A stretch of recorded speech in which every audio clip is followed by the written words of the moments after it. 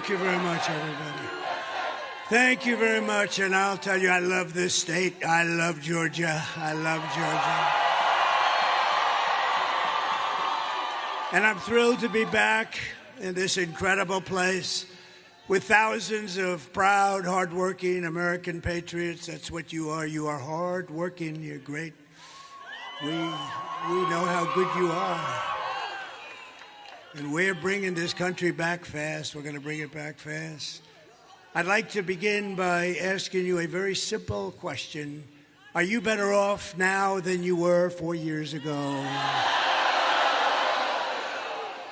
With your vote on Tuesday, I will end inflation. I will stop the invasion of criminals coming into our country. And I will bring back the American dream. We're going to bring back the American dream. We're just 2 days away from what will be the most important political event in the history of our country. I believe that. But you have to do one little thing. I don't want your money. I don't want anything. The only thing I want is get out and vote. Just get out, finish it. You know, we're on the 5-yard line, maybe even the 1-yard line. We're right there. We had a tremendous number of early votes, a record-setting number, records like nobody can believe.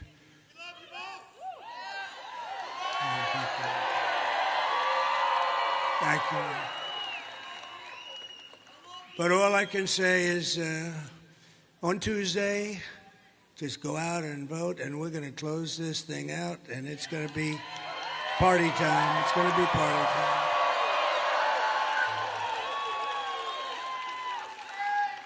And this is really all you need to know.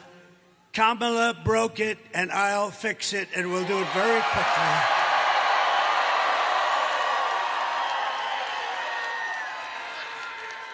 America will be bigger, better, bolder, richer, safer, and stronger than ever before.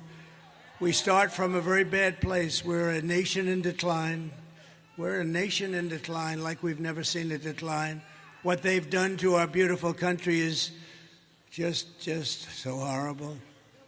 And we have so many senators, so many congressmen and women, and we have so many great people in the audience, and they're working with me. We're going to bring this back like never before. Nobody's going to believe it. We're going to drill, baby, drill. We're going to bring it back so fast. This election is a choice between whether we will have 4 more years of gross incompetence and failure, or whether we will begin the 4 greatest years in the history of our country. This will be the golden age of America. What a beautiful, isn't that a beautiful term? Think of that, the golden age. This will be the golden age of America. Think of that, how beautiful that sounds, and it's true. Remember, we have more liquid gold under our feet than Saudi Arabia, than Russia, than anybody.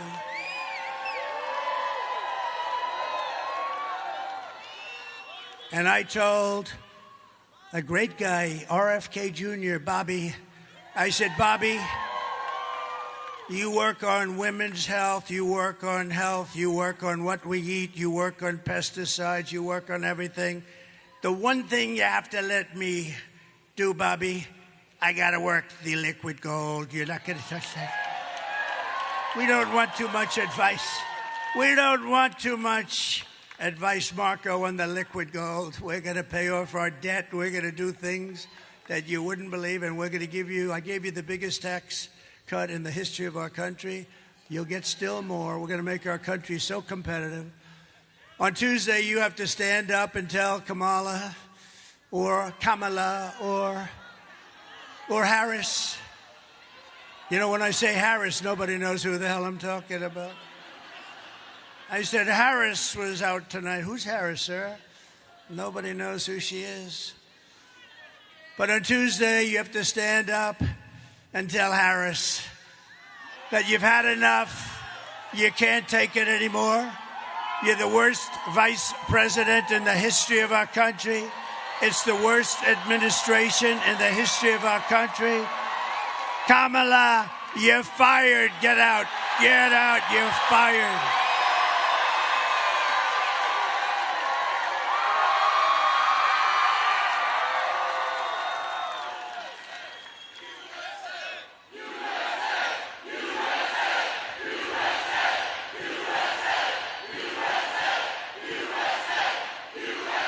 Thank you very much. Thank you very much. This is a big place. This place is packed, and you have more people outside. I always ask this. Would anybody like to give up their ticket to somebody outside? No? Would anybody like to hand over their gun to Kamala? Is there anybody, one person in this giant, tens of thousands of people, one person would like to hand out their gun? You'd be famous for the rest of your life? That's what she wants. She wants to confiscate your guns. You know that. With your vote, we are going to win Georgia. We are going to defeat Kamala. And we are going to make America great again. Over the past 4 years, Kamala has orchestrated the most egregious betrayal that any leader in American history has ever inflicted upon its people. What she has done is not acceptable. It's so bad. She has violated her oath, eradicated our sovereign border, and unleashed an army of gangs and criminal migrants. I mean, we have migrants pouring in here by the tens of thousands that are criminals from jails, from mental institutions, terrorists. They come from mental institutions, and they come from insane asylums, and they come from all around the world, from Venezuela to the Congo. Lots of people coming from the jails of the Congo, stealing countless American lives, and they do nothing about it. These are open borders. They come in totally unchecked and unvetted. Just days ago, right here in your state, an incredible 25-year-old mom, beautiful mom, named Mimi Rodriguez Ramirez, was kidnapped from a Walmart parking lot that was safe. She was horribly abused and murdered, violently murdered. A week later, her body was dumped on a road, was found by the police in condition that they said they've never seen anything like that before. The animal who murdered Mimi was an illegal alien who came to Georgia to maim and kill people. It made no difference who they were. Mimi leaves behind a 9-year-old daughter and her absolutely wonderful mother, Carmen. Yesterday, my friend, a very wonderful man and a very patriotic and philanthropic man, he had the fortune to make a lot of money, and he gives a lot of his money away. He's just very amazing. In fact, he made contributions to Georgia with your hurricane problems, and he made tremendous contributions to North Carolina, Alabama. Think of all these states, Tennessee, South Carolina, Florida. What a horrible thing that was. But my friend's name is Steve Witkoff, and he reached out to Carmen when he heard about it. And I'd like to ask Steve, he doesn't know I'm going to do this, and he may not want to speak in front of 40,000 people because I don't know if he's ever done it before. But Steve is just this incredible guy, and if it's okay with you, Steve, I'd love to have you come up and say some wonderful things about Mimi and Carmen and that incredible family that's been decimated. Steve Witkoff.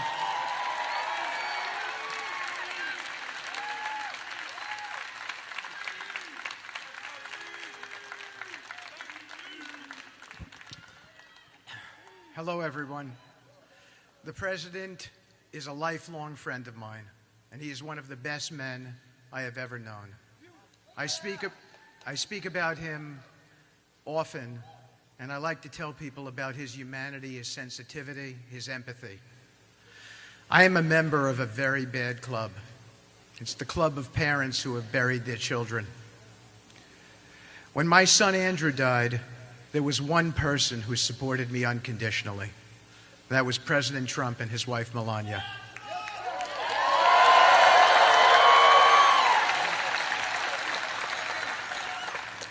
We were having a conversation, and I told the president that my son Andrew leads me to others who have been in distress.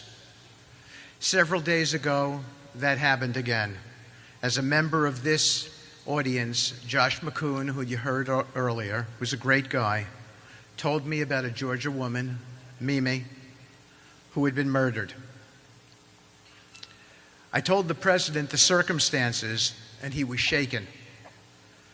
He asked me what we could do about it and told me to reach out to the family and do whatever we could. I flew to their home tonight to pick them up and bring them here, and they are here tonight.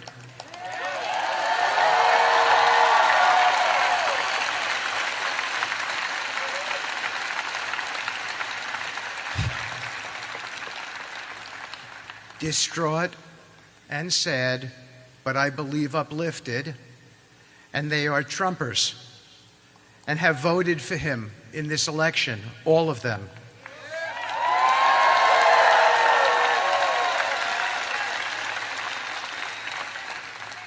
Because they remain hopeful, as they told me earlier, that even after this terrible tragedy, this president, when he becomes president on Tuesday, can bring us out from the abyss.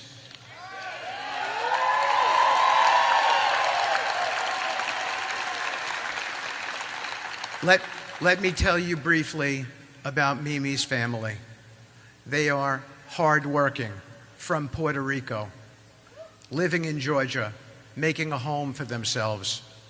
They never imagined their beautiful daughter would be killed by someone who did not belong in this country. On your behalf, Mr. President, we have raised their family money and we have given it to them tonight, and we will watch after them in the future. I can promise you that, in your direction.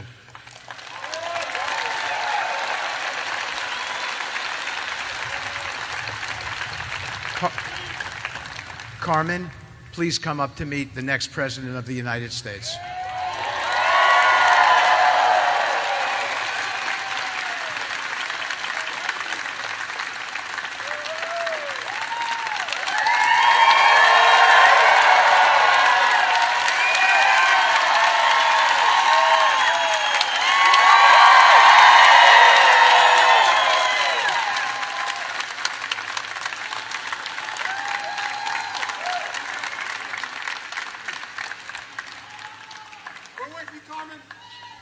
Thank you.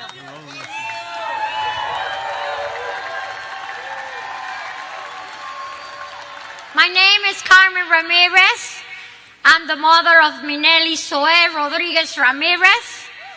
She was murdered the last Tuesday.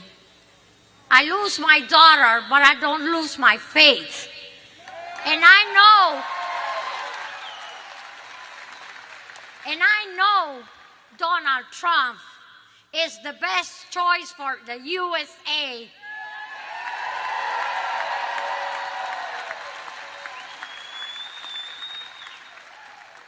And not the best choice. He's the only one we need to save our country.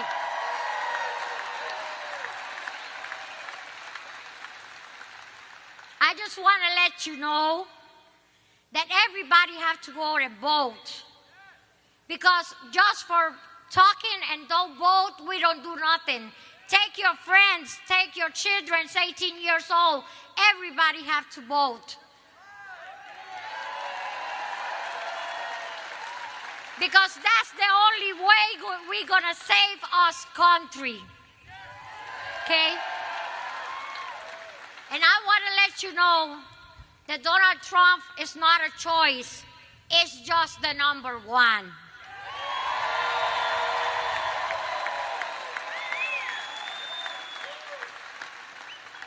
And Jesus let me come over here today to let you know that I have a 25-year daughter with a lot of life. And somebody stopped her life. And we have to stop with this and keep going with Donald Trump.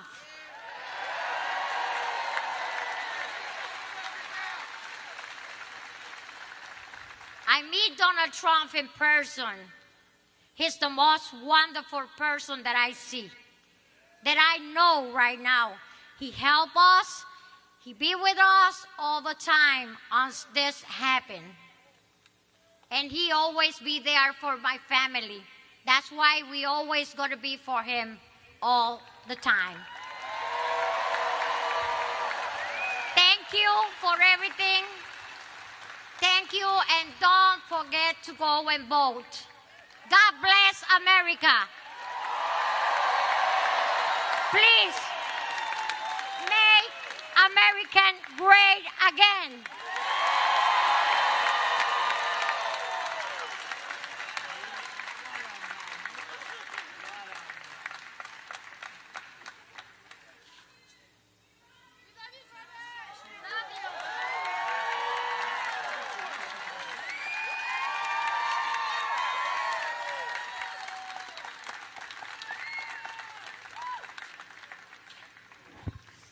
Wow, what a job. What beautiful words. Can you imagine?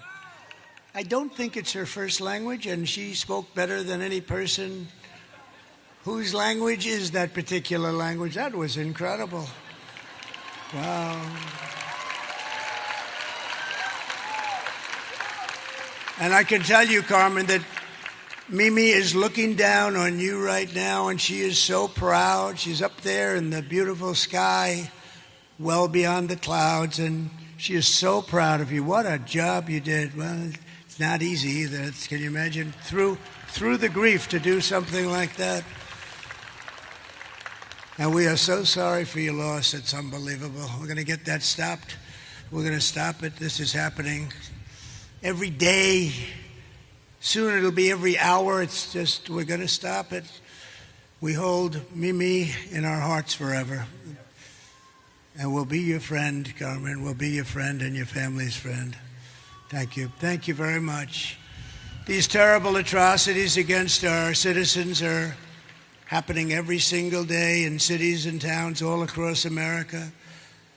I want you to hear directly from another mom, great mom also, wonderful woman who I met just a week ago.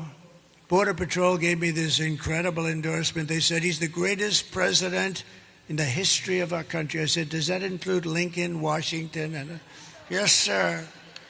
But then I told the story, but then one of the guys got up and he's 37 years old. He said, he's the greatest president in my lifetime. I didn't like that. He was 37 years. I like the other one much better. Greatest ever. No, the Border Patrol is great. They're incredible people, and they gave us a full-throated endorsement. And they have every year, frankly. They always endorse me, and they're incredible patriots, them and ICE and law enforcement and our sheriffs. Our sheriffs are great. Police all over the country. They are really respected by everybody, but they don't understand because they don't get treated properly. And we're going to treat them properly, and they're going to solve our crime problem very easily. It's what they want to do. They're dying, you know what? They're dying to do it. They watch these stores being robbed, guys walking out with refrigerators, 500 thugs going into a department store, cleaning it out, some of them with refrigerators on their back. And they want to do something, but they're told to stand down, don't even think about it. You'll lose your pension, you'll lose your house. You lose all your money, you lose your family. And we're going to free them up to stop the crime in our cities and stop the crime in our country. And they know, I have to say, somebody said, well, how would you do this? Because obviously we have to deport these murderers and drug dealers and terrorists. We have terrorists coming into our country at levels we've never seen before. If you look at the numbers issued by the Border Patrol in 2019, a Trump year, and I don't even agree with these numbers. They said I had 0 terrorists. Oh, by the way, bring down that board, please. My favorite board in the whole world. My favorite board in the whole world.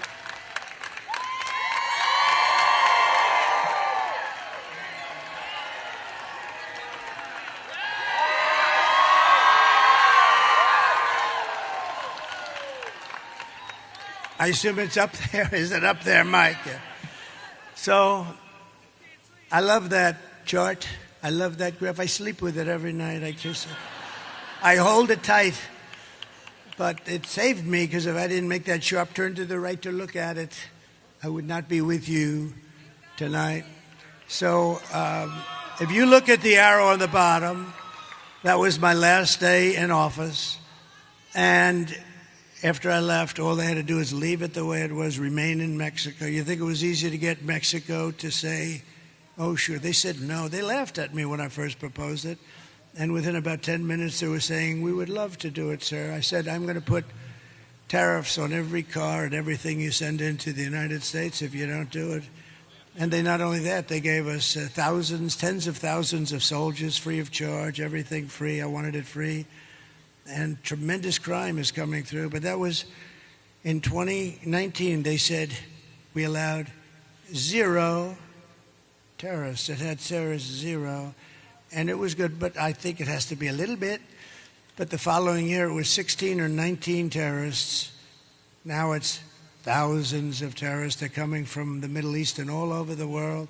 Some of the worst in the world. We know the names. We have no idea where they are. But our local law enforcement does, you know. People say, well, how are you going to ever find? Our local sheriffs and law enforcement people are incredible, and they're dying to do the job. And they know their middle names. They know their addresses, where they come from. They know everything, and they're going to help us. And we're going to have the largest deportation of criminals in history. But I want you to hear directly from another incredible mother whose world has been shattered just recently also because Kamala let savage, illegal alien murders into our country through the open border. She has an open border, unvetted, unchecked, an open border. Please. Sunday night, I asked her to not stay up super late because of her coming to work with me in the morning first to do her summer school. She said, okay. I told her good night and I love you. I went to bed, not realizing that that was going to be the last time I saw her. We're best friends. Yeah. We're going to shake it again. I woke up to notice she wasn't in her bed. I'm in my heart trying not to lose my mind because I don't know where she is. I finally remembered her phone had a location on, and her phone was pinging just 2 minutes down the road, right behind the skate park. I start driving to the direction the phone was being pinged at, and I see a couple cop cars with lights on.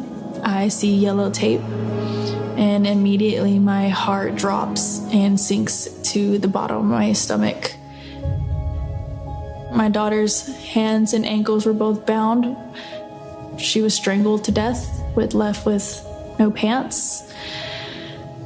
And I know in my heart, she fought incredibly hard. She was not going down without a fight. We begin with 2 men we're learning are charged with capital murder tonight, accused of killing a 12-year-old girl. Police say these men strangled her before dumping her into that creek. Both men were in the country illegally. Apprehended, then released by Border Patrol less than 3 weeks before Jocelyn's death. The men accused of killing Jocelyn Nungare are affiliated with the gang known for brutal violence. Kamala Harris was in charge of immigration in our borders. If we had better border policies and not open borders and not these catch and release policies, I truly believe this all could have been prevented. Under her being vice president of this country, my daughter's life was ripped away from her. She had her entire life ahead of her. Happy birthday, dear Jocelyn. My daughter is 6 feet in the ground based off of policies that she allowed to keep.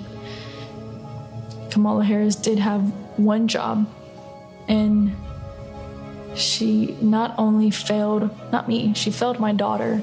She failed Jocelyn. You know, she was only 12. President Trump reached out, gave me his sincerest condolences as not a former president, but just as a father, someone who cares. I believe Donald Trump needs to be back in office. I can at least know that my next child will be safe in this country.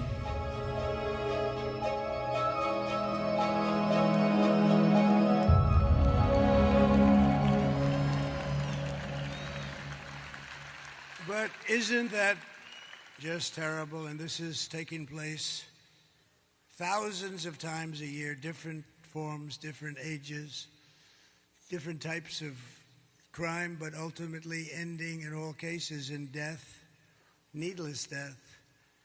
The day I take the oath of office, the migrant invasion ends and the restoration of our country begins immediately. And when you vote on Tuesday, remember this. Kamala is importing illegal alien rapists and murderers, draconian monsters who are killing our children, our brothers, our sisters, our parents, our friends. They're willing to kill anyone, these people. They are true evil. When I win, I will not let these animals into our country any longer.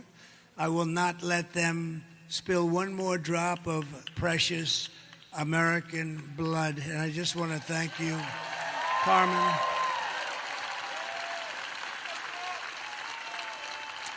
And Jocelyn was so incredible. The mother is devastated. It's like devastated. She was devastated.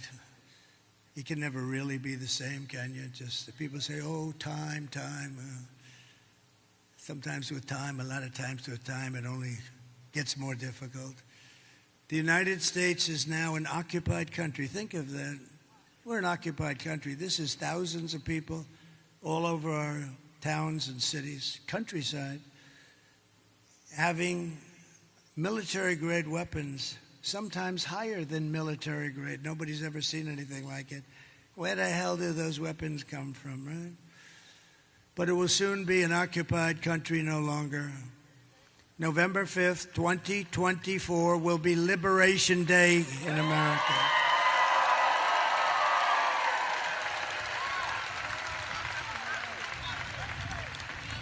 I will rescue every city and town that has been invaded and conquered. Can you imagine? I'm saying our towns have been invaded and conquered, and that's what they are. Take a look at Aurora in Colorado. It's been invaded and conquered. And we have a radical left governor of Colorado who doesn't know what to do. I know what to do. And we will put the vicious and bloodthirsty criminals in jail. But first, we're going to see if it works out. We're going to kick them the hell out of our country because we don't want to take care of them. And to expedite removals of Tren de Aragua and other savage gangs like MS-13, equally violent. They like using knives to cut people up because knives are much more painful than a bullet. They did it in Long Island. You remember 2 young girls walking to school in the morning, beautiful 16-year-old girls, and they were grabbed by MS-13 and they were sliced into pieces and killed. And all I can say, it's really good that we have great law enforcement out there and that we were able to call ICE, because ICE took care of business. They took care of business. And Kamala wants to defund ICE. Think of that. She wants to. She said, they're not nice people. They better not be nice people. If they're nice people, they're going to have a lot of problems with living, but they are tough as hell, but they love our country equally as much. They love our country so much they just want to be able to do their job. So ICE and Border Patrol and all of you, sheriffs and law enforcement officers, and yes, firemen and sanitation men and you are on the A-list, all of you. I will invoke the Alien Enemies Act of 1798. Can you imagine? That's when they ran it a little tougher. They weren't so politically correct in 1798. To target and dismantle every migrant criminal network operating on American soil. And if they come back into our country, it's an automatic 10 years in jail with no possibility of parole.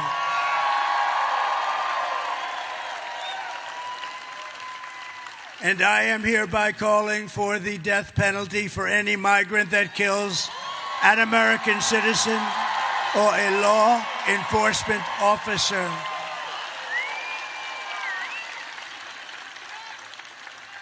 And I will immediately ban all sanctuary cities in the United States of America immediately.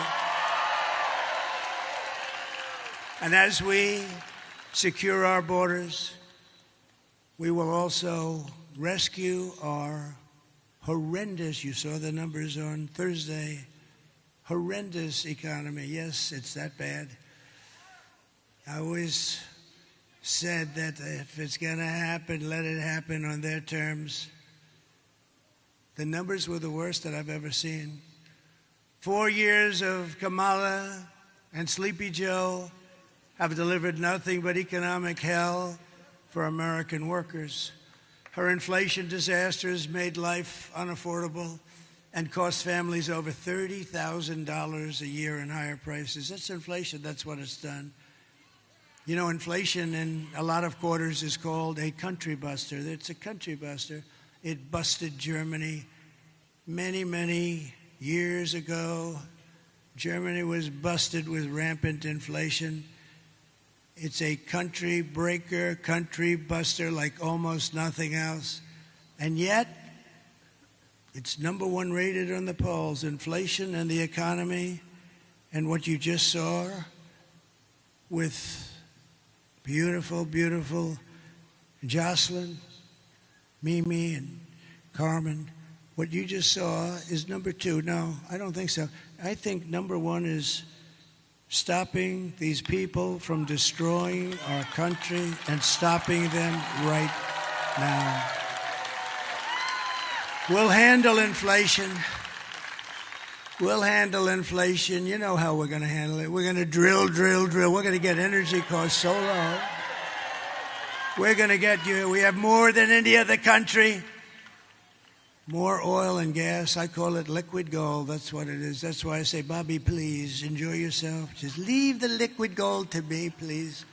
We're going to pay off debt. We're going to reduce your taxes still further. You got the biggest tax cut ever, biggest regulation cuts ever.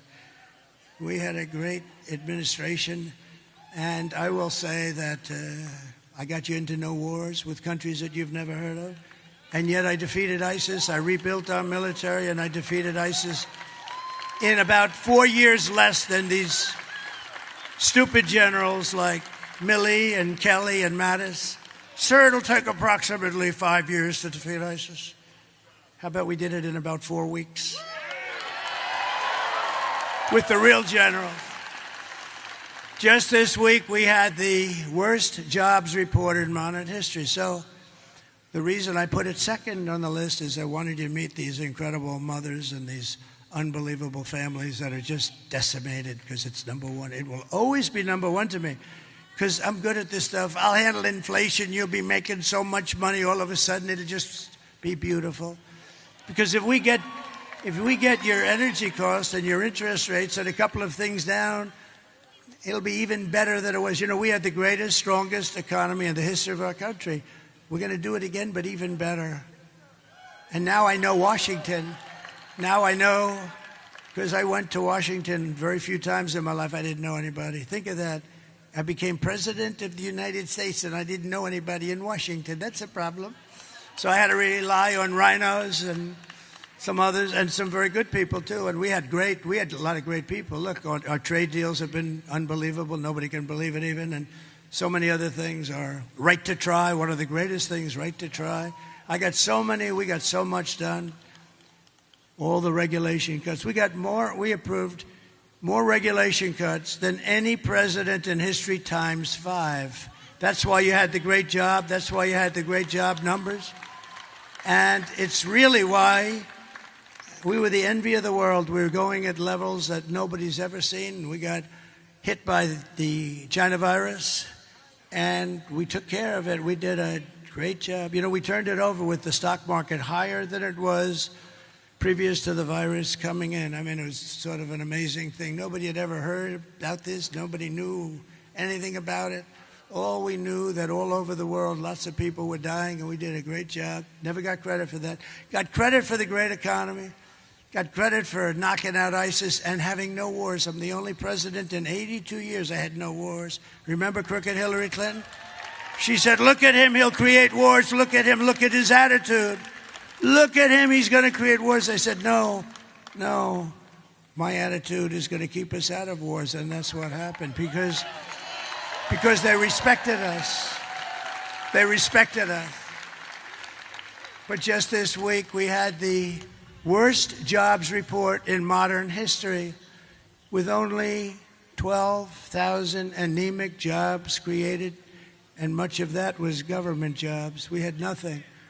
You know, usually we hear 200,000 jobs were created, 250, 300, 350, 190, 100, 12,000. And they thought they could hold this report till after the election. And somebody released it, a whistleblower or somebody released it. But they released something far more sinister, because if you go back a few weeks, you remember they created 818,000 fake jobs. They didn't exist, and they put them down as though they did. So that instead of having today's problem, which is 12,000, which is like terrible, it looked okay. Not great, but it looked okay. So they created 818,000 fake jobs, and it was revealed 2 weeks ago, and the fake news media hardly picked it up. What a shame. That's a lot of fake news. Look at that. That's a lot. Wow. That's a lot of fake news, Mr. Chairman. That's a lot, huh? I can't believe it. You know, they hate me, but ratings predominate. For the networks, ratings predominate over hate. But think of what they did. 818,000 fake. And then last week they had to revise the figures from the previous month, 112,000. So that's almost 1 million fake jobs. I call them fraudulent. Fake isn't strong enough. And they did that hoping that all of you people wouldn't have a chance to see before you pull the lever on Tuesday. But a whistleblower released the information on the 800,000 jobs plus. The whistleblower said, you know, there were not 800,000 and 18,000. You add them up, and then you add 100, and think of it, 112,000 jobs. So you're close to 1 million jobs. And the whistleblower, some whistleblower, I never loved the idea of whistleblowing, but in this case I liked it very much. But they thought it would be very unfair to go through an election. Somebody was being fair. They thought it would be very unfair. Could you imagine if those numbers, we have the election, and let's say there's a bad result, and then 3 days later they say that almost 1 million jobs were not created. I mean, we would say they were fraudulent. They were fraudulent, by the way. If that were a Republican doing that, they'd probably be in jail by now. But you also had 30,000 private sector jobs that were killed in a single month, and nearly 100,000 manufacturing jobs. This just came out on Thursday, that were wiped out since the start of the year. And those manufacturing jobs, they're important to us as a country. 150,000 Americans joined the unemployment rolls in October, close to a record. And nearly 250,000 people dropped out of the labor force. Can you believe this? And these are the numbers. And I did say that if they've got to be released, let them release it before the election. These numbers are all public. They've been released. Meanwhile, a statistic that a lot of people are going to hate hearing, but that's the way it is. Meanwhile, 100% of the net jobs created in the last year have gone to migrants. The migrants have gotten every single job plus that was created. Illegal here. Many of them are illegal. And many of them are murderers. And many of them are terrorists. I mean, they're taking the job. And you know who they're taking the jobs from? The black population mostly. It'll start hitting the Hispanic population. But right now, and the other thing that you should demand, everybody in this room should demand it in front of the fake news right now. They should demand it. because they put no pressure on these crooked politicians. You should demand that they give you the numbers of how many black people are going to lose their job. The African American population, they're getting fired at numbers that we have never seen before, and migrants that are here illegally are coming in and taking their job, and they have homes and mortgages, and they have things to pay, and they've worked there for 10 and 15 and 20 years, and they're losing their jobs.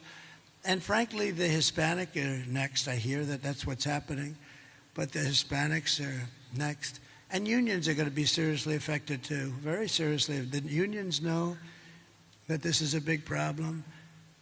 So think of what they've done. They've allowed people to come in by the millions, 21 million people. I think it's much more than that. And then you have the gotaways. You know what the gotaways are? That's the people that don't want to be looked at all. So they're worse than the people we're seeing. That's why they don't want to be looked at. These are depression-type numbers, 1929 depression-type numbers. And I never wanted to be, I always told people, I would have hated to be the President of the United States in 1929 when you had the Great Depression. Herbert Hoover, I would not want to be Herbert Hoover. What a time that was. People jumping off buildings. And that's where we're headed, because we have leadership that's incompetent. We have low IQ people, and we need very, very, very high IQ people.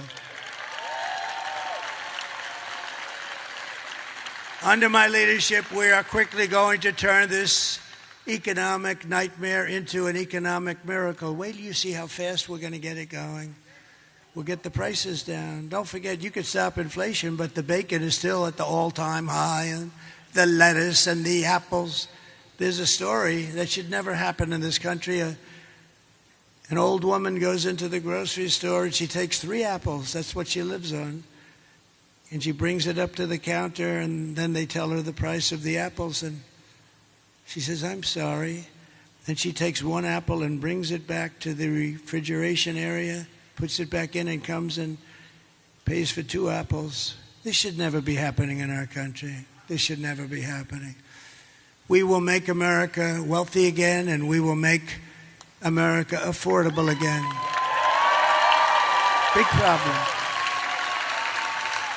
So we're 2 days away from the best jobs and the biggest paychecks and the brightest economic future the world has ever seen. Kamala talks about fixing the economy, but why doesn't she do it? She said the other night, yes, I'm going to fix the economy. Why the hell don't you do it? She's always saying, I'm going to do this, I'm going to do that. The best was today, though. She was going to fix something else. When I get into office in January, do it now. What are you waiting for? It's all a big con. She's not going to do anything. She's incapable of doing it.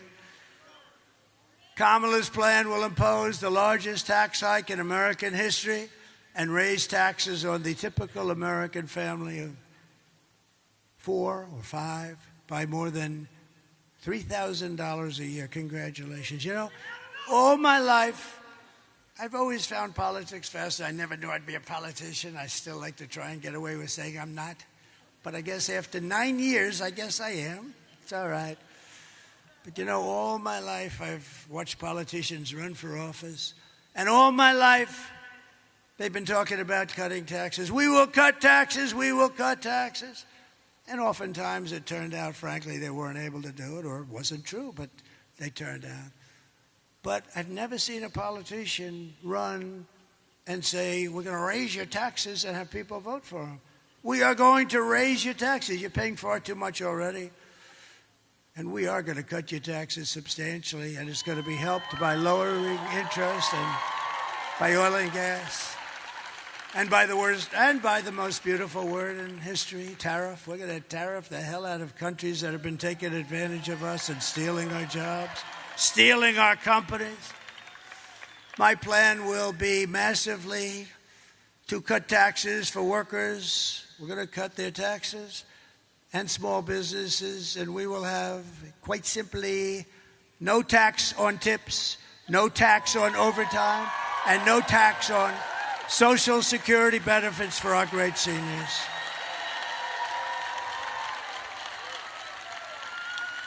And to rapidly reduce inflation, I will end Kamala's war on American energy, and we will drill, baby drill, frack, frack, frack. We're going to go to town.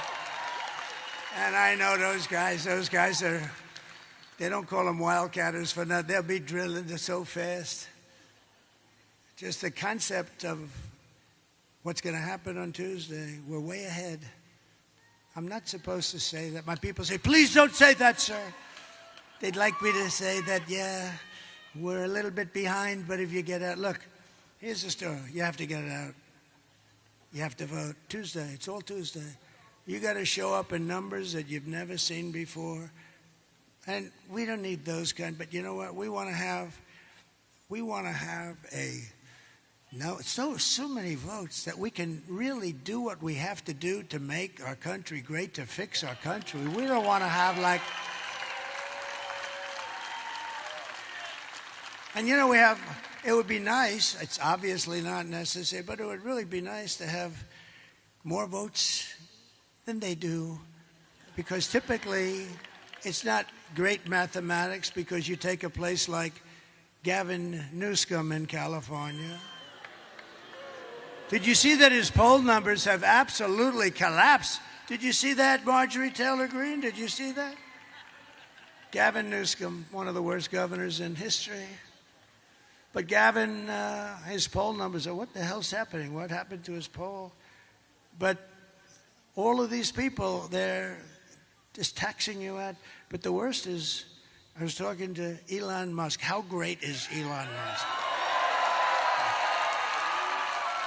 When I saw that rocket ship come in a week ago, I'm looking and I told the story twice.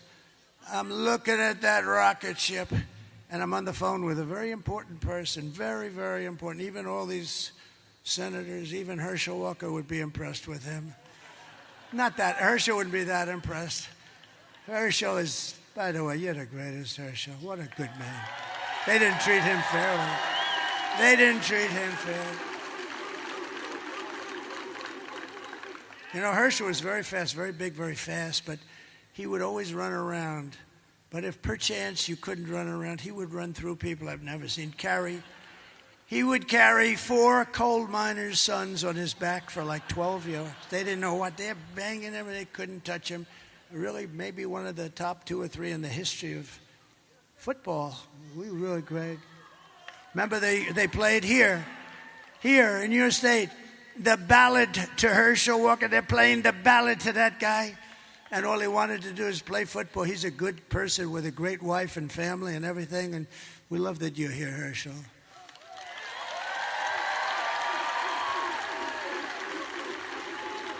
And as good as that Georgia team is, if Herschel was playing on it, they'd be very happy. Then we could guarantee it, but he's a special guy. He's a good guy. Really a great guy, smart guy, too. So they would take all of the things that we're doing, and they put them into a hopper, and what they do is destroy our country, and we're not going to let it. We're going to bring it back. We're going to create millions and millions of jobs. We're going to get those countries and to leave our companies alone. We're not going to do it. And if you're going to play games, and if you're going to steal from us, our companies, and give us unemployment and busted companies, we're not going to let it happen. And if it does happen, we're going to tariff you the hell out of business. We're not going to let it happen. It's not going to happen. And just one quick story. In Mexico, they're building the largest auto plant in the world. A friend of mine told me that he's a builder of auto plants. That's all he does. That's all he's good at. Frankly, he tells me if you said to build an apartment, he would be no good, but he can build a massive plant. He's the best. And he was telling me about a year ago that China is going to build a massive auto plant in Mexico, and they're going to sell the cars into the United States. And I think he said that the capacity would be literally, this would be bigger than what they have in Michigan, the state. This is a monster, but it'll put all our auto workers out of business, everyone out of business. And I didn't like that when I heard that. And I was up in Detroit at the Detroit Economic Club. By the way, isn't it nice that you have a president that doesn't have to use a teleprompter? I haven't looked at that damn teleprompter. Isn't it nice? Isn't that nice? But I said to him, John, let me ask you, I want to see a plant. I just want to see, what do you want? I just want it because, I think I'm going to do well if I run again. So I want to see it. This was a year ago.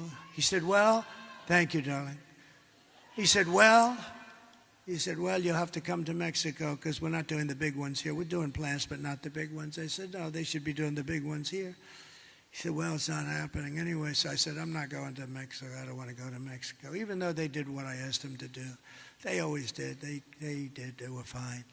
But Mexico's a real threat because of what's going on. A real threat, economic threat. And China's going into Mexico because this way they don't have to float it across the seas. It's not going to happen. So I said to him, what's happening with that plant? I was making a speech a week ago, and I see the guy sitting right there with the guy with the blue shirt. See that nice-looking guy right there? Right about there. Yeah, you can stand up if you want. You look like a nice... Go ahead, stand up. Right there. Yeah, stand up. Right there. So I'm looking at the audience, and again, I'm in Detroit, and this has to do with cars. Very pertinent because cars are big manufacturing stuff, and you see all the jobs that they're losing now. I want to bring all of the car business back here. So he's sitting, I say, oh, that's John. That's the guy that told me about the plant. So I finish my speech, and I send out for John. He comes backstage. I say, John, how's that plant coming on, that big monster plant that China's building? Sir, they've decided they're not going to build it because they think you're going to be elected president. And if you're elected president, you're going to put tariffs on all these cars of 100%. And they're not going to be able to sell one car into the United States. And I said to the state of Michigan, you're so lucky. No wonder I'm leading Michigan by a lot.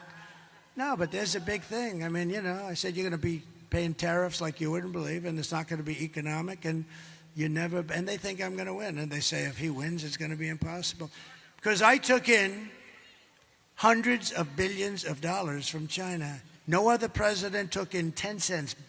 Barack Hussein Obama took in nothing. He just talks. He talks all the time. Talk.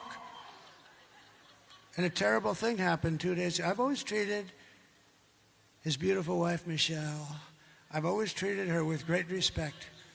But she hit me hard over the last. What was that, front row Joes? Look at the front row Joes. They've been to like 300 rallies.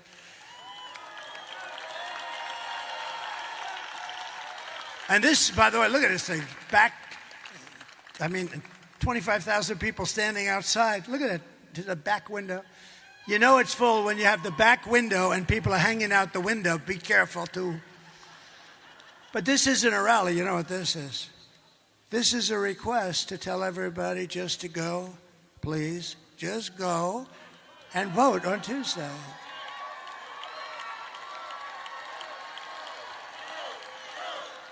This is not a rally. It should be a rally, but we want you to go vote. So I believe in America first. It's going to be America first. And, you don't hear that often. But our country is going to be so successful. It's going to be so rich. Your taxes are coming down. Your jobs are going up. And we are going to indeed have an economic miracle. And it's not going to be that hard. And it's really something that others do to us, the smart ones. There are no dumb ones. We're the dumb one. I have never seen a good trade deal made. I changed a deal with Japan. I changed a deal with South Korea. I changed a lot of deals. But we're at a disadvantage because we had long-term deals. But I didn't care about that. I said, we're changing them. I don't care. I didn't care because I don't know how the hell they got those deals. Those deals, there's two ways those deals, it's like the voting stuff.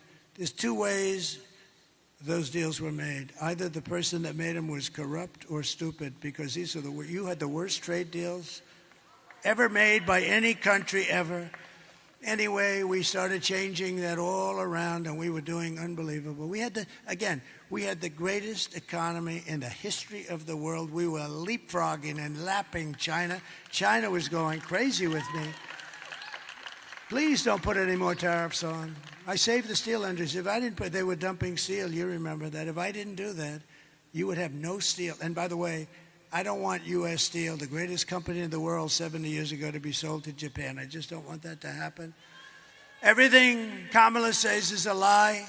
She has no vision, no ideas, and she has absolutely no solutions. But take a look at this for a second, because this is just terrible. Take a look. Good evening, everyone. Tonight, I will speak about Donald Trump. Donald Trump. Donald Trump. Donald Trump. Donald Trump. Donald Trump. Donald Trump. Donald Trump. Donald Trump. Donald Trump. Donald Trump. Donald Trump. Donald Trump. Donald Trump. Donald Trump. Donald Trump. Donald Trump. Trump. I can't stand it. I can't stand it, Marco. So, no, this was the other night. She made a speech. Every sentence was about me. Our great First Lady said, "Darling, are you okay?"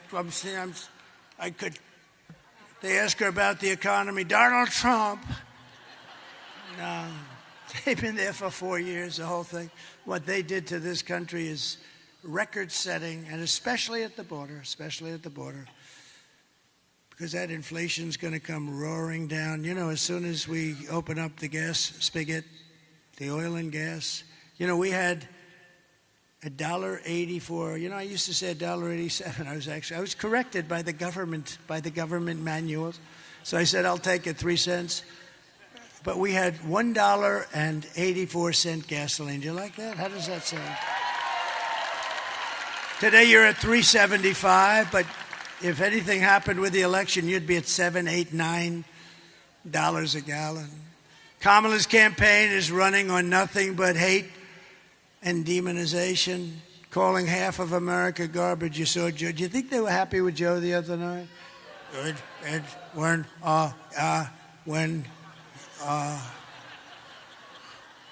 His people are garbage. They're garbage. Oh, I said, oh, is he screwed now with them? He says. That's lasted, Sarah, for about 5 days now. This is not good. And perhaps that's why we're leading by so much, but that's not really the reason. The reason is that first little question I put.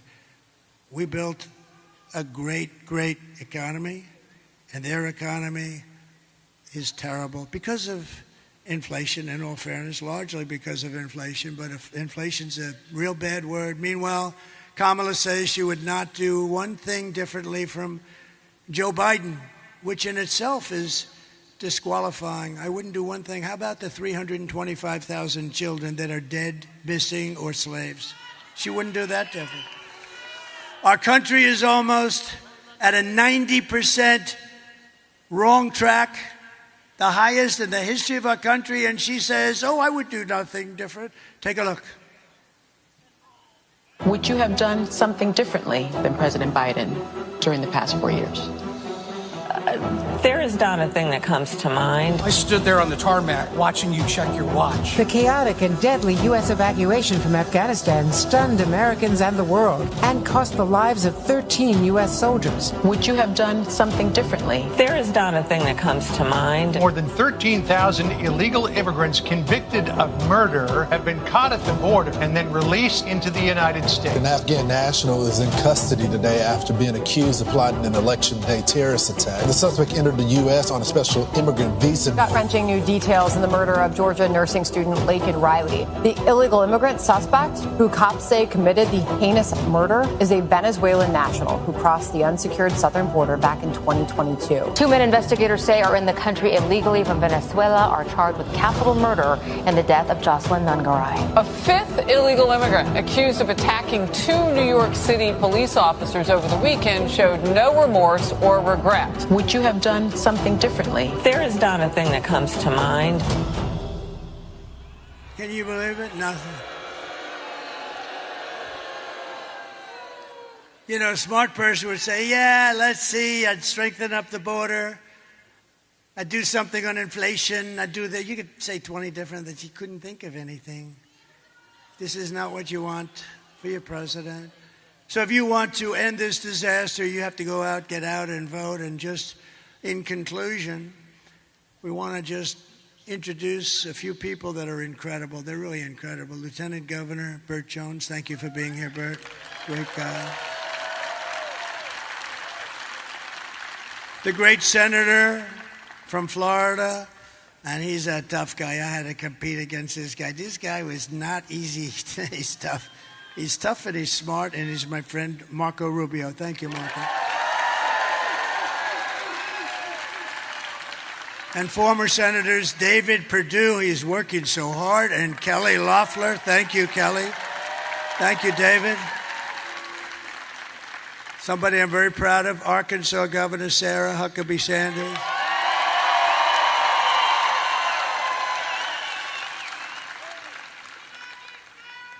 Representatives, warriors, by the way, Andrew Clyde, Austin Scott, Mike Collins, Marjorie Taylor Greene.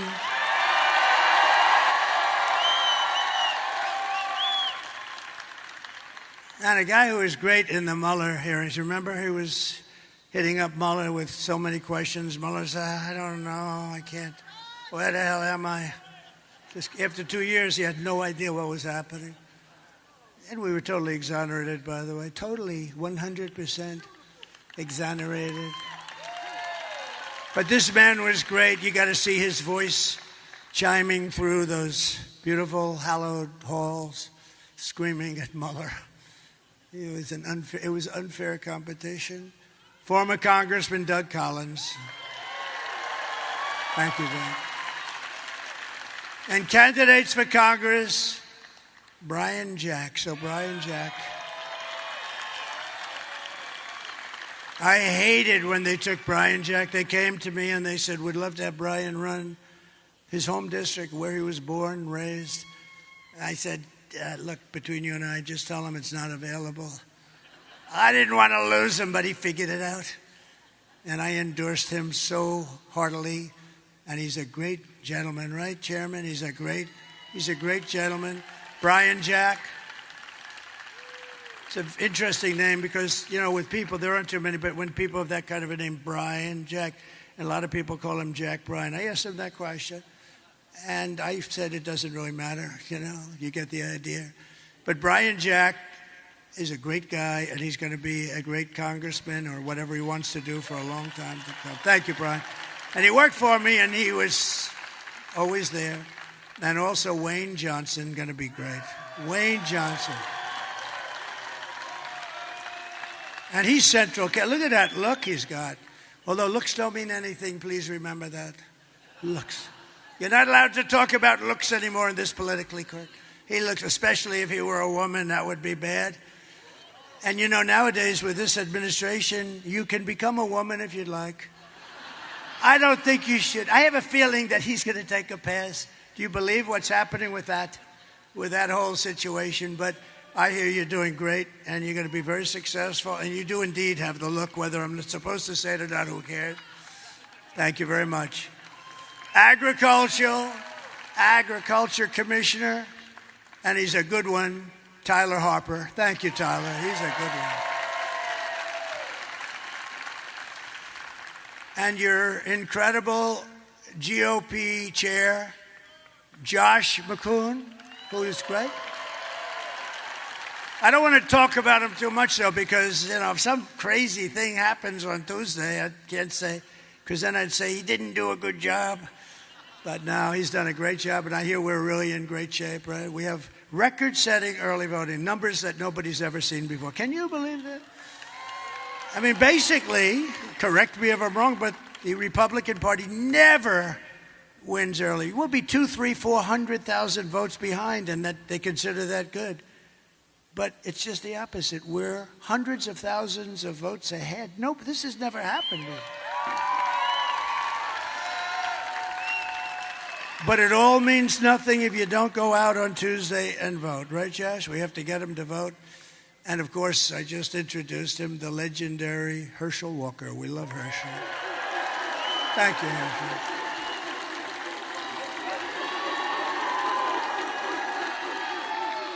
You look good, Herschel. I also want to send our prayers to everyone here in Georgia who is still recovering from Hurricane Helene. And I want to also thank you, Governor. He's been very gracious. He's working very hard on making sure that we win this vote on Tuesday. So I want to thank very much Brian. That's very good. That's really nice. Thank you very much. Everybody's working as a unit because winning this vote, and by the way, winning this state, we win this state and it's over. It's over. So get out there and do it. Kamala's hurricane response was a disgrace and actually a betrayal. It was just reported that almost 50% of phone calls to FEMA for disaster aid went totally unanswered.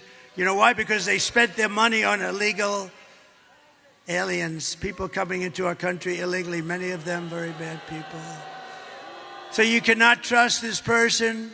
Anybody doing that, you can't trust that person to be president. You had the worst hurricane like maybe ever. And boy, did North Carolina get hit, but you got hit really hard. And you know, I want to thank Elon Musk, okay?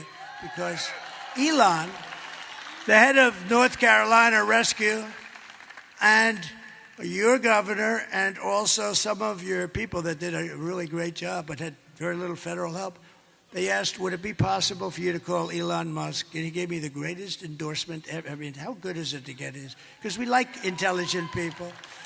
We got to protect our brilliant people. We don't have too many of them. And when I saw that rocket come down, the way it came down was so beautiful. Boom, right on the pad. He was unbelievable. I said, was that yours? Yes. Oh. Can Russia do it? No. Nobody can do it. China? No, nothing. Nobody can do it. And I said, he does something called Starlink. And the man from, a very good official, by the way, state official, he's from North Carolina. He said, sir, could you call up Elon Musk? I know you have a good relationship. We want Starlink. I said, what the hell is Starlink? Tell me about it. It's a communication system. All of the wires in parts of Georgia, too. All of the wires are down, and it's very successful. It's very hard to get. We can't get them, and we need it. I mean, people are dying. They have no communication, and people are dying. And I called Elon. I said, Elon, you got to do me a favor. Do yourself a favor. Do humanity. They got to get this thing you have called Starlink, and you got to get it fast, Elon. And I talked to him for a couple of seconds, literally, and I got a call from the guy from North Carolina thanking me for getting Starlink. I said, how the hell did you do that, Elon? He said, well, I can do two things at one time, can't I? And the following day, it got delivered to North Carolina, Georgia, and other places that needed it, and it's very hard to get. And I actually asked him, in all fairness, I got to give Elon a little boost. I actually asked him, well, how does that compare to the wires that have to go all the way down and ground and on poles and everything else? He said, actually, it's much better. So I said, got to rethink that whole situation. But Elon has been great in that way. You know where he is right now? He's campaigning for me in the Commonwealth of Pennsylvania. Can you believe it?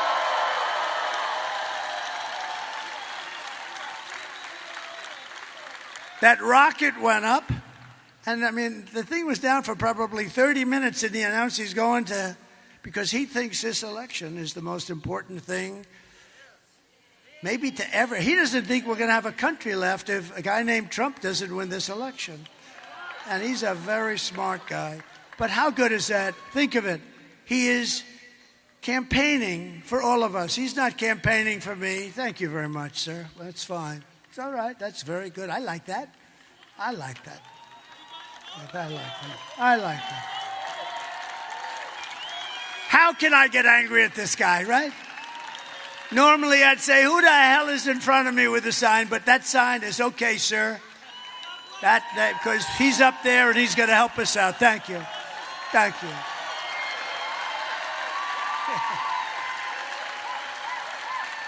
Thank you very much. That's all right. Thank you very much. That's good. That's good. Isn't that nice, actually?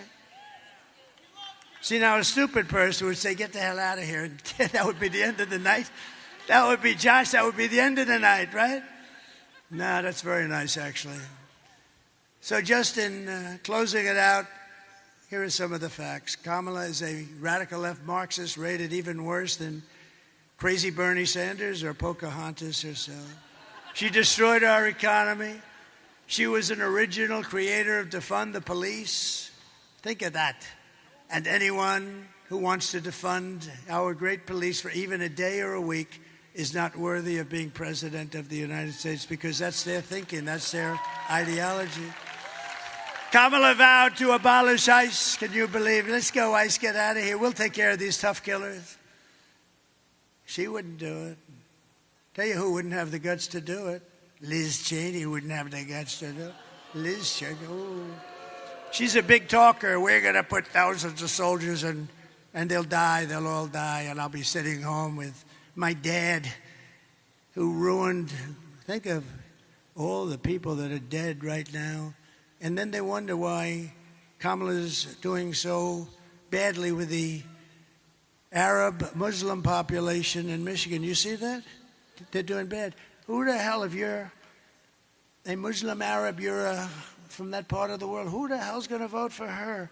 Her father unleashed a spree of death on all of their countries, and then she doesn't understand. See, I would say that Kamala's pick of Liz Cheney, Marjorie, is not the best.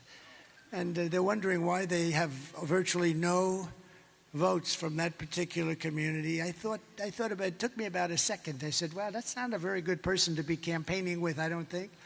They went from 100% approval to about 4% now.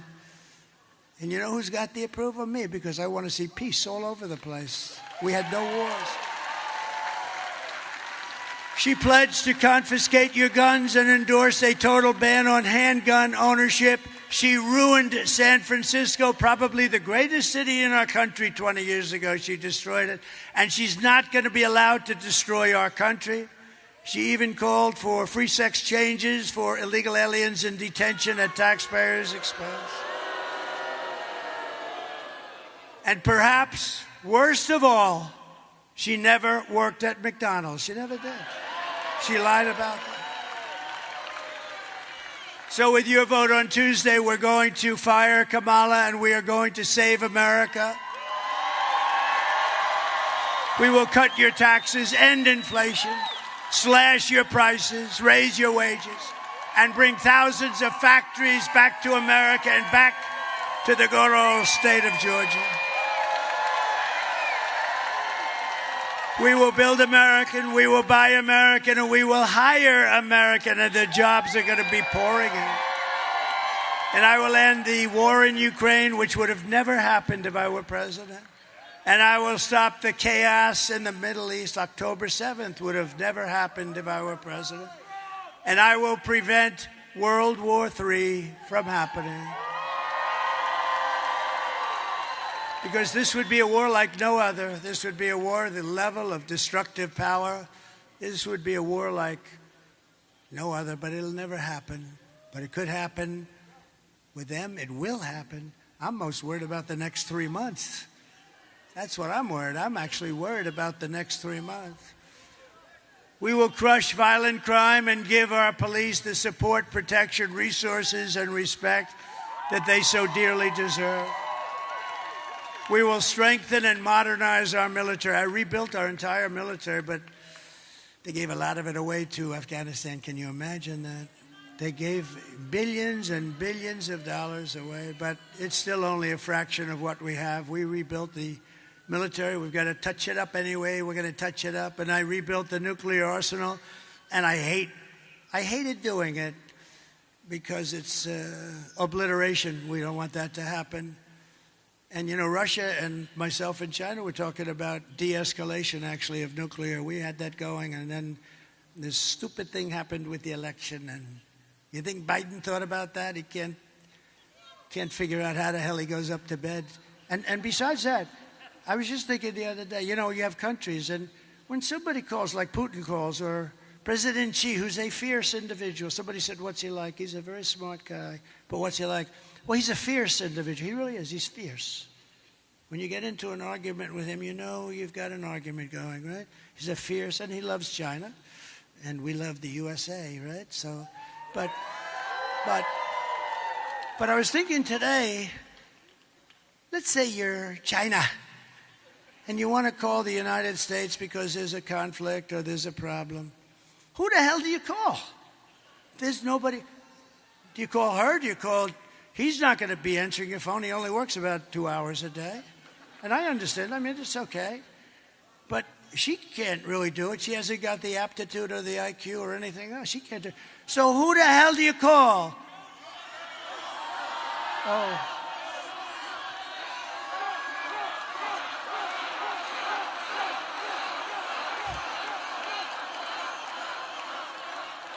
Well, I don't know if they have a choice. There's nobody you can go. You ever have that? You're calling a company, like a nice company, and there's all flux and trouble. You don't know who to touch. Here's on a much larger scale, to put it mildly, the largest scale in the world. You call the United States because we have a problem with something. You have no idea who the hell you're talking to.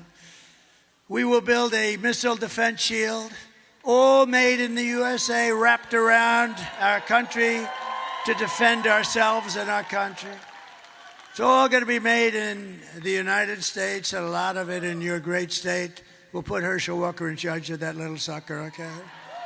And we're going to do that. It's so important. You know, it's our technology. I know a lot of people say it's our technology, and we're going to use that technology at an even higher level. You know, when you see Israel with 187 rockets blasted, and almost all of them are knocked down, well, we got to have that kind of capability too.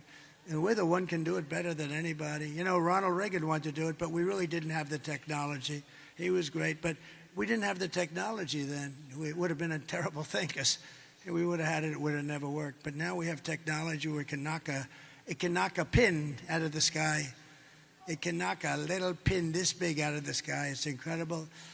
We will rebuild our cities, including our capital in Washington, D.C., which is a mess, with graffiti on our marble, beautiful Carrara marble columns all over the city, graffiti and filth and crime. We're going to make it beautiful again, and we're going to rebuild our cities. We're going to work with Democrat mayors and governors. We'll probably have to, and we're going to make our cities beautiful and safe again. We'll work with them if we have to.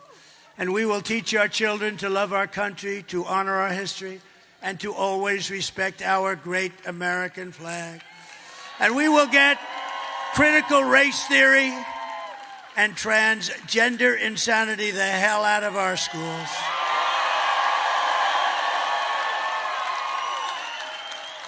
And we will keep men out of women's sports. That's like a no-brainer. Brett Favre endorsed me yesterday. That was beautiful. While we were in Wisconsin, Green Bay, Wisconsin, he said, I've never endorsed anybody in my life. It was never appropriate for me to do so. You're the one person I'm going to endorse. And I said, that's an honor. And he shook my hand. It's the largest hand I have ever seen. His hand is the biggest thing I've ever seen. Then you wonder why he threw the ball so hard and so long. He was a great player, but he endorsed me, and that was a great honor. I will defend religious liberty. I will restore free speech, and I will defend the right to keep and bear arms, our Second Amendment. After years of building up foreign nations, defending foreign borders, and protecting foreign lands, we are going to just do this. We're going to do this so at a level that we have never done it before, because we're putting America first, and we're going to help others. We're not going to be, we're never leaving our shores. We'll help others, but first we have to build our country back up. We have a sick, sick country. I say, we're a nation in decline. We're not going to be a nation in decline for very long, I can tell you that. But we're going to defend our borders and protect our citizens. We're going to do that. And we will stop illegal immigration once and for all. We're going to stop those criminals from coming in. We're being invaded, and we're going to stop it. And we will not be invaded, and we will not be occupied.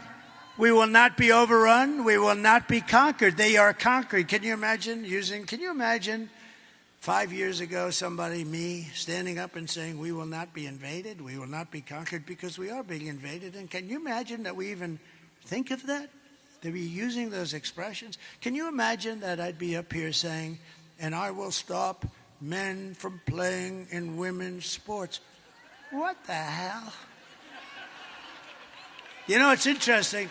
I read so much, and it's such a big deal. So, as I said, I've been doing this for 9 years. I've never had one person, they come up, sir, I think you should cut taxes. I think you should do this. I think you should have Elon build a rocket to Mars. Everything. They never said to me, sir, it's very important that men be able to play in women's sports. I've never had anybody come up and say, and yet it's like a big deal. That's all they talk about. I never had anybody come up and say, sir, it's so important, let men play in women's sports. I don't get it. Same with transgender. I mean, they want to do things that they shouldn't be doing. It's terrible. And, oftentimes when it's done, that person that it was done to, 10 years later said, who did this to me? Who did this to me? How sad is that? Little children, they take them without parental consent. Can you believe it? It's not even possible to believe. And we're going to change it all around. And the people because you know what? We're the party of common sense. We're the party of common sense. We will be a free and proud nation once again. Everyone will prosper. Every family will thrive.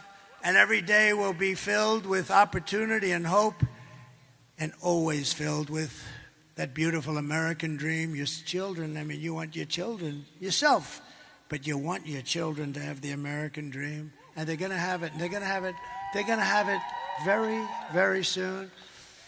But for that to happen, we must defeat Kamala Harris and stop her radical left agenda with a landslide that is too big to rig. So on Tuesday, see, it's very simple. For 2 weeks I've been saying, call this number, that number, early voting, late voting. We should have one-day voting with paper ballots, voter ID, and proof of citizenship. Yes, I'm a United States citizen. And you know what? The voting would be concluded at 9 o'clock. The winner would be announced, and the loser would be announced at 9:30. You would save hundreds of millions of dollars. Do you know that paper ballots, actually the paper is highly sophisticated. It's called watermark. It's like got fingerprints on it. Very sophisticated. But you know that it cost 8% of the machines. And I'm upset because the machines, they say, when are we going to have they don't know. They don't know. Is it going to be Tuesday? It should be Tuesday night. We should demand it has to be accurate. Number one has to be Tuesday night. But eventually, and we're going to work on that. That's a part of our platform. We're going to go to, France did it. They had 39 million people vote. They voted. They had a winner. They had a loser. They went to mail-in ballots, and it didn't work. It was tremendous, rampant cheating. As you know, there would be. Jimmy Carter said there would be when he was asked to chair a commission. But we're going to bring so many things back to our country, and they're common sense things like that.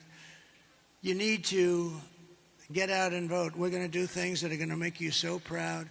And we just don't want to take a chance. We're leading by a lot. We're leading by numbers that nobody's ever seen before. Some people said, I really don't believe these polls.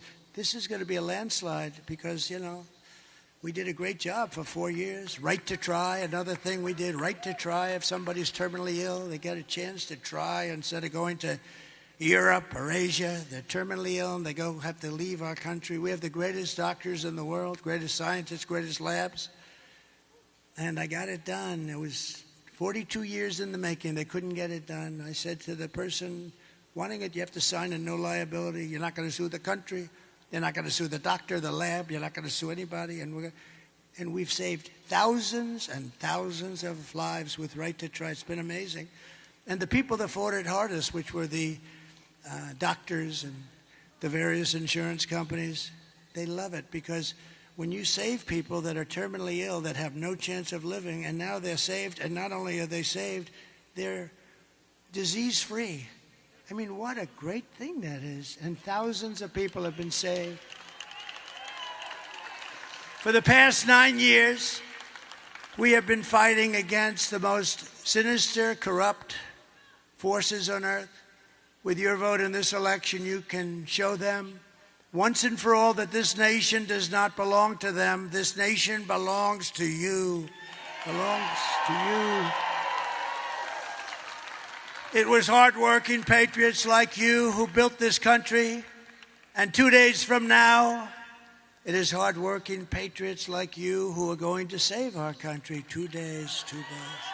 What a beautiful sound. What a beautiful sound, 2 days. Oh, please, please, please help this country, please.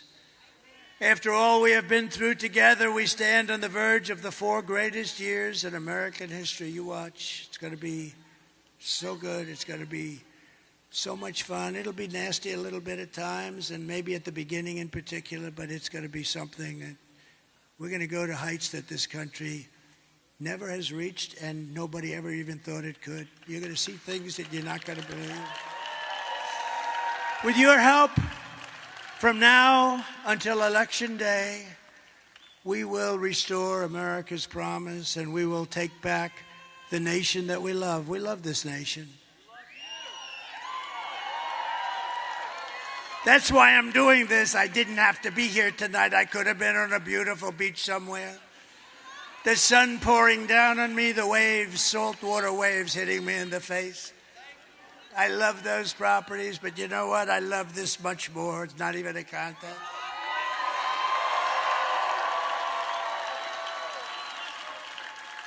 Many people have said, if you had it, because they've treated me terribly, you know.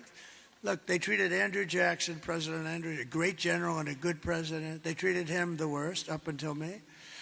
They treated Abraham Lincoln is considered the second worst. They treated him but he was in a civil war, in all fairness. I guess that makes sense, right?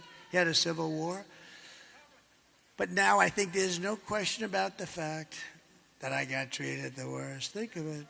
And it did. I mentioned before. I got treated worse than Alphonse Capone, one of the greatest killers in the world. Scarface. And my father's looking down. Probably he's looking down, but my mother is definitely looking down. My father, you know, a little questionable. But no, he was a tough guy, but he was a great guy and a good guy. But we're one people, one family, and one glorious nation under God, under God. We will never give in. We will never give up. We will never back down, and we will never, ever surrender. We're not surrendering. We're there. We're there. You got to get out and vote. We're there. We're actually on the 1 yard line. Let's go get out and vote. Everybody vote, vote, vote, vote. Together we will fight, fight, fight, and we will win, win, win. We're going to win. November 5th will be the most important day in the history of our country. And together we will make America powerful again. We will make America wealthy again. We will make America healthy again. We will make America strong again. We will make America proud again. We will make America safe again. And we will make America great again. Thank you, Georgia. Thank you very much. God bless you all.